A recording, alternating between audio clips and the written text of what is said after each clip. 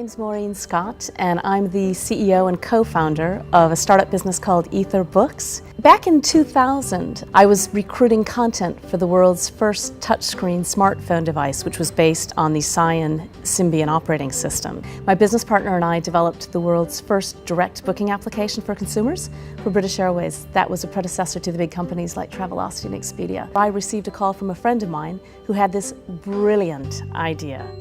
The idea was very simple. She's a writer. Her editor rang and said, what about short reading material, short stories, essays, on iPhones? Phoned Mike, my business partner, and said, this is it, we've got the idea. So let's go.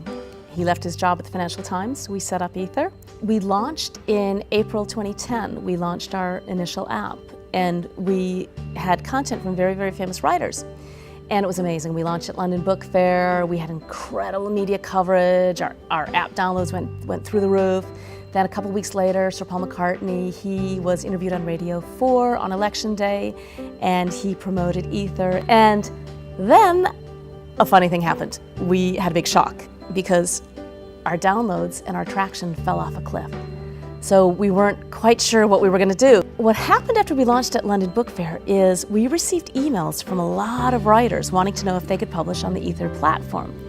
We started to read the stories and the submissions that these writers had submitted to us, and lo and behold, what we found was that their stories were as good, if not better, than the very, very famous writers, the household names. So we started publishing the new writers, and that's when we started to take off. That's when we knew that we had a company. Consumers have adopted e-reading like crazy over the last 5 years.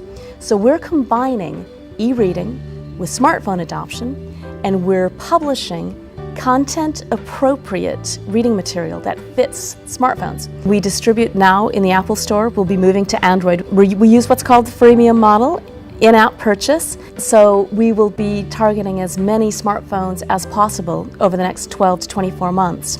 They expect 1 billion smartphones to be available globally in 2013, and that's the market we're going after. And the English language reading market is huge. Our biggest market to date is the US, followed by India, then the UK. So we're connecting our writers globally to readers globally. It's amazing. I think it's great because publishing is kind of in perhaps a risky sort of place because people do so much online, so it's great to take the mountain to Mahomet, as it were, and do online publishing immediately there for people's phones. Ether's great because you get rated, you can get ratings from your books, so you can see what people think of your books as well. It's fantastic for a writer. As soon as someone puts feedback on your story, you get an email saying you've had feedback, and they can rate your story, or they can put a comment, which you don't very get instant feedback like that. Usually you have to wait months or weeks. It's increasingly difficult for writers to get their work seen, especially with regards to short stories as well, because there's not too much publication of short stories going on in the UK especially.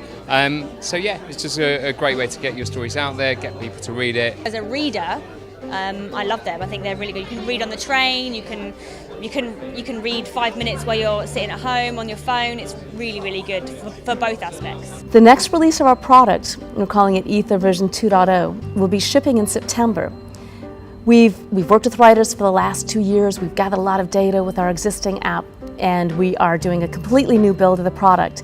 That's when Ether goes social. We're connecting writers to writers, writers to their fan base, readers to other readers, and democratizing the entire publishing process. One of our fantastic English writers that a lot of people know is Toby Litt, and I think he said it best also. He said mobile phones and short stories are pretty much meant for each other. One of our American writers, his name is Michael Cogdill, he writes, Ether is the new global swimsuit of writing. Small is alluring when the content is strong. To set off another metaphor here, the best of writing is like moonshine, a shot glass of what looks like spring water, but with one big heady kick. Ether celebrates writing that distills big ideas, letting the world absorb them by measures of the hourglass instead of a calendar. Ether pieces have a way of snapping and sticking in the heart and mind. They last. Bravo on the global impact to come.